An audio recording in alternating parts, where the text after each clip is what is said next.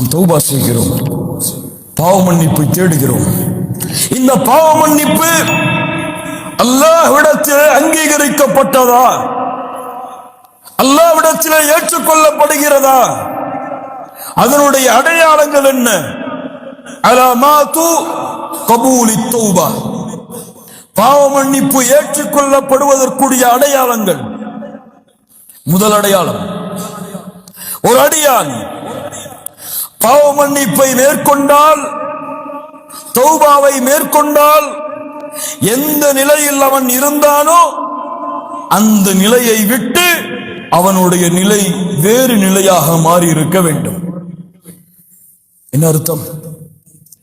என்ன பாவத்திலே அவன் இருந்தானோ, அந்த பாவத்தோடு எந்த நன்மைகளை செய்து கொண்டிருந்தானோ அந்த பாவத்தை விட்டு விலகினால் அந்த நன்மை மட்டும் அவனோடு இருக்காது, அந்த நன்மையின் நிலையை விட்டு அவன் உயர்ந்திருப்பான்.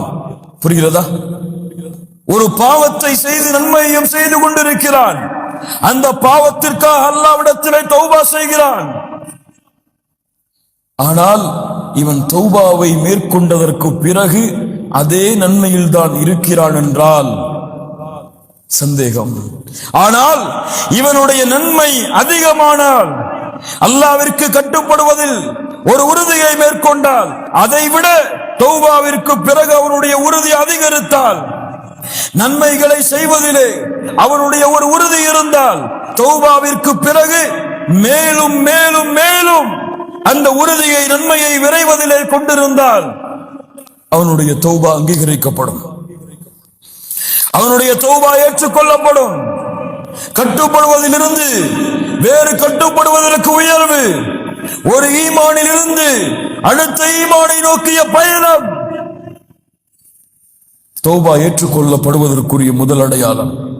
இரண்டாவது அடையாளம், எப்போது தௌபா செய்தானோ அன்றிலிருந்து, அந்த நிமிடத்தில் இருந்து அல்லாஹ் ரப்புல் ஆலமீனை சந்திக்க வேண்டும், அவனுடைய பார்வை எனக்கு இருக்கிறது, அவனுக்கு முன்னால் தான் இந்த பூமியில், அவனுடைய பார்வையில் தான் இந்த உலகத்திலே நான் வாழ்கிறேன், இனிமேல் பாவங்களின் பக்கம் அல்லாஹுடைய பார்வையின் அச்சத்தை கொண்டு நெருங்க மாட்டேன் என்ற தன்மை மலக்குல் மௌத் அவனை அழைக்கும் வரை யாருடைய உள்ளத்திலே குடிகொண்டிருக்கிறதோ அவர்களுடைய தௌபாவை அல்லாஹ் அங்கீகரிப்பான். எப்படி? பாவத்திலிருந்து விலகி அல்லாஹ்வுடைய அச்சத்தால், அல்லாஹ்வுடைய பயத்தால், அல்லாஹ்வுடைய நினைவால், ரப்பு பார்த்து கொண்டு இருக்கும் பொழுதும் பாவம் செய்தேனே என்ற எண்ணத்தால் அந்த பாவத்திலிருந்து எப்போது விலகுகிறானோ அந்த மறுமையின் அச்சம், மறுமையின் பயம், வஅம்மா மன் காஃப மகாம ரப்பிஹ், ரப்புக்கு முன்னால் நிற்க வேண்டும் என்பதை யார் பயப்படுகிறார்களோ இந்த பயம் அவனுடைய உள்ளத்தில் குடியேற வேண்டும், மலக்குல் மௌத் அவனை அழைக்கும் வரை. மூன்றாவது, அவன் கொண்டிருக்கக்கூடிய செயல்களில், உறுதியில், அவன் கொண்டிருக்கக்கூடிய வாக்குறுதியில், அல்லாஹ்விற்கு அவன் கொடுத்த பாவ மன்னிப்பை விட்டு விலகிய அந்த வாக்குறுதிகளில் அல்-இஸ்திகாமா, உறுதியை மேற்கொள்ளுதல். லா இலாஹ இல்லல்லாஹ் இன்னல்லதீன காலு ரப்புனா அல்லாஹு சும்ம இஸ்தகாமு தத்தனஸ்ஸலு அலைஹிமுல் மலாயிகா அல்லா தகாஃபு வலா தஹ்ஸனு வஅப்ஷிரு பில் ஜன்னஹ். இந்த அழைப்பை கேட்கும் வரை, இந்த அழைப்பை கேட்கும் வரை, இந்த அழைப்பை அவன் மரணத்தின் நேரத்தில் செவிமடுக்கும் வரை உறுதி. யார் ரப்பை அல்லாஹ்வாக ஏற்றுக்கொண்டு அதிலே நிலையாக உறுதியாக இருந்தார்களோ தத்தனஸ்ஸலு அலைஹிமுல் மலாயிகா, மரண நேரத்தில் மலக்குகள் இறங்கி வருவார்கள். அல்லா தகாஃபு, பயம் வேண்டாம், அல்லா தகாஃபு வலா தஹ்ஸனு, கவலை வேண்டாம், வஅப்ஷிரு பில் ஜன்னஹ், நிரந்தரமாக வாழக்கூடிய சொர்க்கம், உங்களுக்கு இருக்கிறது. உலகத்திலும் நாங்கள் தான் நண்பர்கள், தோழர்கள். மறுமையிலும் உங்களின் நண்பர்கள், தோழர்கள் நாங்கள் தான் என்று மலக்குகள் எம்முடைய உயிரை, எம்மை அல்ல, உடலை அல்ல, உயிரை அழைக்கும் வரை இஸ்திகாமா, அந்த பாவத்தின் பக்கம் நெருங்க மாட்டேன் என்ற உறுதி. நான்காவது, எந்த பாவத்தை செய்தானோ அந்த பாவத்திற்கு நேர் மாற்றமான நன்மையை நோக்கி விரைவான். குர்ஆனை மறந்திருந்த அல்லாஹ்விடத்திலே தௌபா செய்தால் குர்ஆனை நோக்கி விரைவான். அல்லாஹ்வை zikr செய்யாமல் தங்களுடைய வாழ்க்கையை கழித்திருந்தால் அல்லாஹ்வின் zikரை நோக்கி விரைவான். தொழுகையை அலட்சியப்படுத்தக்கூடிய குற்றத்தை செய்திருந்தால் தொழுகைகளை முறையாக நிறைவேற்றக்கூடிய நன்மையை நோக்கி விரைவான். அசிங்கங்களை, குற்றங்களை, ஆசாபாசங்களை உள்ளத்தாலும் செவியாலும் கேட்கக்கூடிய பழக்கத்தை கொண்டிருந்தால் நன்மைகளை, அல்லாஹ் ரப்புல் ஆலமீனுடைய கலாமை, அல்லாஹ் ரப்புல் ஆலமீன் அருள் புரிந்திய கூட்டத்தை, அவர்களோடு அமர்வதை, அவர்களுடைய வார்த்தைகளை கேட்பதை, குர்ஆனுடைய வசனத்தை கேட்பதிலே இன்பம் காண்பான். அசிங்கமான செயல்களை, அசிங்கமான காட்சிகளை, அசிங்கமான வார்த்தைகளை கேட்பதில் இன்பம் கண்டவன் தௌபா செய்தால் ரப்புக்கு முன்னால் நிற்பதில், அல்லாஹ் ரப்புல் ஆலமீனுடைய கிதாபை, புத்தகத்தை படிப்பதில், அல்லாஹுவை zikr செய்வதில், அல்லாஹ் ரப்புல் ஆலமீனுடைய வார்த்தைகளை கேட்பதில் இன்பத்தை நோக்கி விரைவான். மாற்றம் இல்லாமல் தௌபா ஏற்றுக்கொள்ளப்படாது. மாற்றம் இருந்தால் தான் தௌபா அங்கீகரிக்கப்பட்டதின் அடையாளம். உதாரணம், 99 கொலை செய்தான் ஒரு மனிதன். தெரிந்ததுதான், மீண்டும் கேளுங்கள் ஈமானை புதுப்பிப்பதற்காக. 99 கொலை செய்தான். தேடினான், கேட்டான், இவருக்காக மன்னிப்பு இருக்கிறதா என்று கேளுங்கள். ஓடினான். அறிஞர் யாராவது இருக்கிறாரா கேட்டான். அறிஞரே, மன்னிப்பு உண்டா? 99 கொலைகளா? மன்னிப்பு கிடையாது உனக்கு. கோபத்தில் அவரையும் கொலை செய்து 100 ஆக்கினான். லா இலாஹ இல்லல்லாஹ். 100 கொலை செய்ததற்கு பிறகும் உள்ளம் தட்டியது. செல் தௌபாவை நோக்கி, செல் பாவ மன்னிப்பை நோக்கி. இன்னொரு அறிஞரை கண்டறிந்தான்.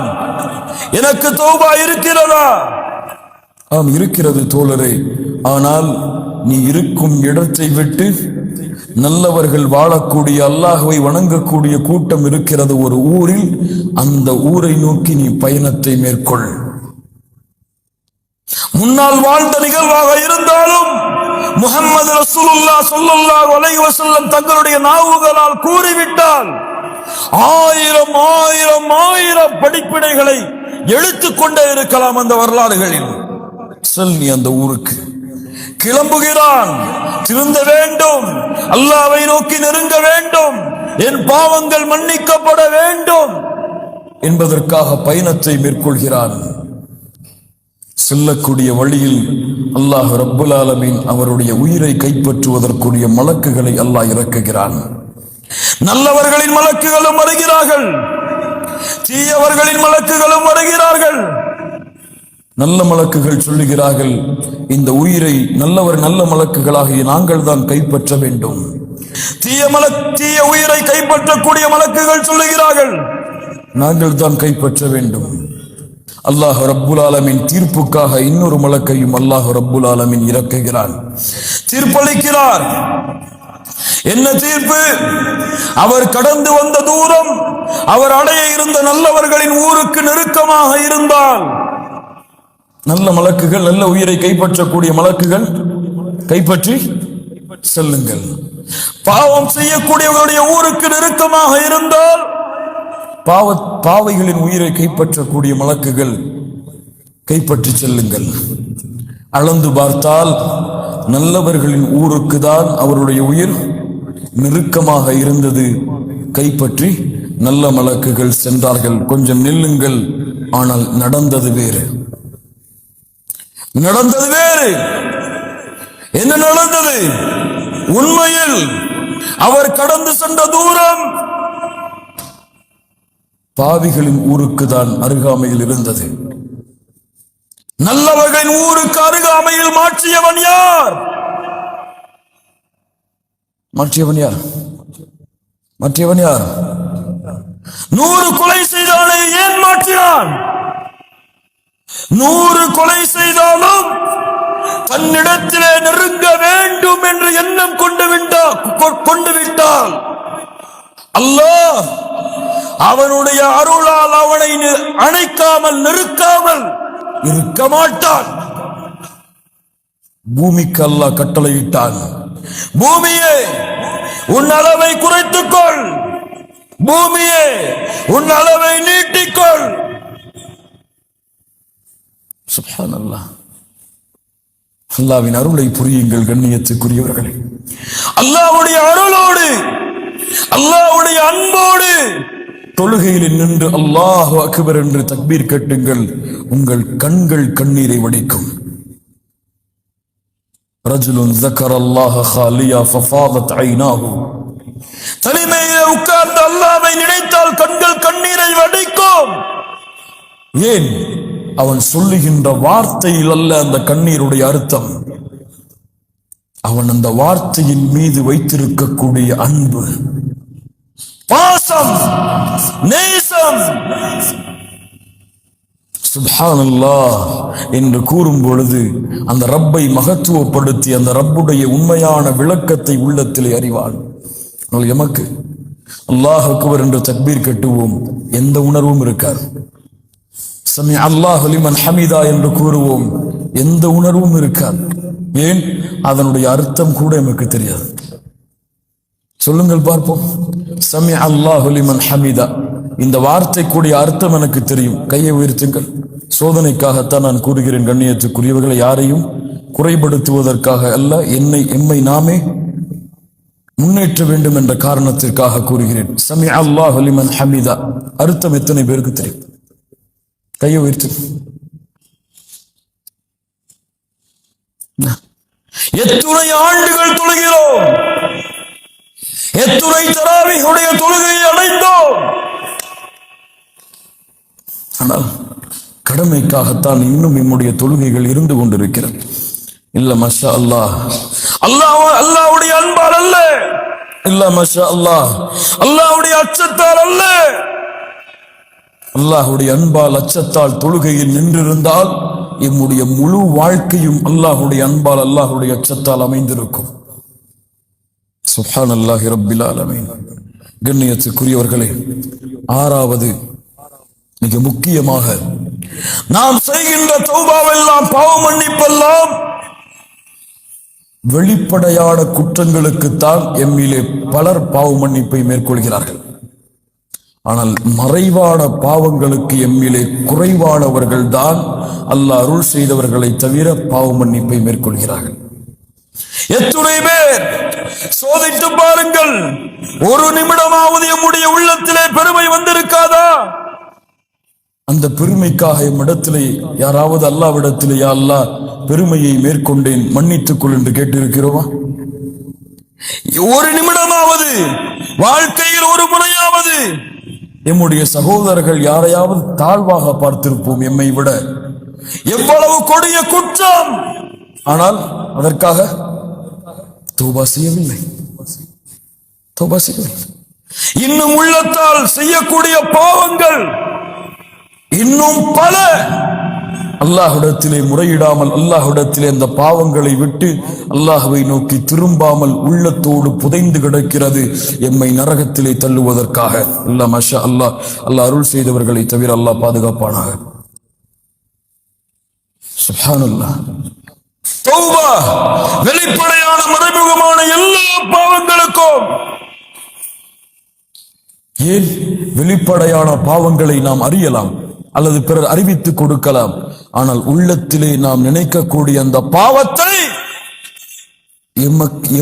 எமக்கும் அந்த ரப்புக்கும் தவிர யாருக்கும் தெரியாது. பெருமையை உள்ளத்திலே கொண்டால் தெரியுமா? தெரியாது. ஷைத்தான் அதை மறைத்து விடுவான். ஏன்? அது ஒன்று போதும் எம்மை நரகத்திலே தள்ளுவதற்கு. கடுகளவு பெருமை இருந்தாலும் அவர் சொர்க்கத்திலே நுழைய முடியாது. சுப்ஹானல்லாஹ். அது போன்று ரப்புக்கு செய்த பாவங்களுக்கு எம்மிலே பலர் பாவ மன்னிப்பை தேடிவிட்டார்கள் ரமதான் வருவதற்கு முன்னால். யா அல்லாஹ், என் பாவங்கள் அனைத்தையும் மன்னித்து விடு. ஆனால் அல்லாஹுவால் மன்னிக்கப்பட முடியாத பாவங்கள் இருக்கிறது. அதற்கு அல்லாஹ் விதியை வைத்திருக்கிறான். என்ன விதி? மனிதர்களுக்கு செய்யக்கூடிய பாவத்தை மனிதர்கள் மன்னித்தாலே தவிர என் படைப்புகளுக்கு நீங்கள் செய்யக்கூடிய பாவத்தை என் படைப்புகள் மன்னித்தாலே தவிர நான் மன்னிக்க மாட்டேன். மனில் முஃப்லிஸ், பரம ஏழை யார்? அல்லாஹ்வுடைய தூதர் யாருக்கு திர்கம் இல்லையோ, தீனார் இல்லையோ, உலகத்தின் வசதிகள் இல்லையோ, அவர்கள் தான் பரம ஏழைகள். இல்லை, பரம ஏழை மறுமையிலே தொழுகையோடு வருவான். அவன் தொழுத வணக்க வழிபாடுகளோடு வருவான். சுப்ஹானல்லாஹ். ஆனால் அவனுக்கு பின்னால் ஒரு கூட்டம் வரும். இவனை அவன் அழித்திருப்பான். அவனுடைய உரிமைகளுக்கு பங்கம் விளைவித்திருப்பான். அவனை பற்றி புறம் பேசியிருப்பான். அவனுடைய உள்ளத்தை நோகடித்திருப்பான். அதற்கு பதிலாக அவனுடைய தொழுகைகளும் நன்மைகளும் அவனுக்கு பங்கு வைக்கப்படும். எந்த நன்மையும் இல்லாத பொழுது அவர்கள் செய்த பாவங்கள் அவன் மீது சுமத்தப்பட்டு அவன் நரகத்திலே வீசப்படுவானே, இவன் தான் பரம ஏழை. ஆம், ஆம். லா இலாஹ இல்லல்லாஹ். அல்லாஹ்விற்கு உறுதி கொடுங்கள். வெறுப்பை, பகைமையை, குரோதத்தை மறந்து உங்கள் சகோதரர்களுக்கு நீங்கள் செய்த பாவம் என்று உள்ளத்திலே எண்ணம் வந்தால் அவருடைய மன்னிப்பை பெறும் வரை நீங்கள் ஓடிக்கொண்டே இருங்கள். இந்த உலக வாழ்க்கையில் மிகப்பெரிய பாவ மன்னிப்பு கண்ணியத்துக்குரியவர்களே, மிகப்பெரிய பாவ மன்னிப்பு. மறுமையிலும் இந்த கணக்கு தீர்க்கப்படாது. அவர்கள் மன்னித்தால் அல்லது அவர்களுடைய நன்மைகள் அவர்களுக்கு பங்கு வைக்கப்பட்டாலே தவிர யாரும் மன்னிக்க மாட்டார்கள். யாரும் மன்னிக்க மாட்டார்கள். இந்த குற்றத்தில், இந்த செயலை உங்கள் தாய்க்கு நீங்கள் செய்தாலும் உங்கள் தாயும் நாளை மறுமையிலே உங்களை மன்னித்து நன்மைகளை விட்டுவிட்டு செல்ல மாட்டார்கள். يوم يفر المرء من أخيه وأمه وأبيه وصاحبته وبنيه. ஒருவரை நோக்கி விரண்டு ஓடிக்கொண்டே இருப்பார்கள். அவர்களுக்கு அவர்களின் நிலைமைகள் தான். ரப்பு சொல்லுகிறான், யா அல்லாஹ், தாய் முறையிடுவார், ஒட்டுமொத்த மக்களையும் வைத்துக் கொண்டு என்னை மட்டும் விடுதலை செய். மன்னிப்பு தேடுங்கள். பெற்றோர்களுக்கு எவ்வளவு பாவங்களை செய்திருப்போம். பெற்றோர்களுடைய உள்ளங்களை எவ்வளவு நோவடித்திருப்போம். குழந்தைகளை எவ்வளவு நோவடித்திருப்போம். மனைவியை எவ்வளவு நோவடித்திருப்போம். கணவனை எவ்வளவு நோவடித்திருப்போம். மன்னிப்பை தேடி விரையுங்கள். அல்லாஹ் உங்களை மன்னிப்பான். கண்ணியத்துக்குரியவர்களே, இதுவெல்லாம் நம்முடைய பாவ மன்னிப்புகள் ஏற்றுக்கொள்ளப்படுவதற்குரிய அடையாளம்.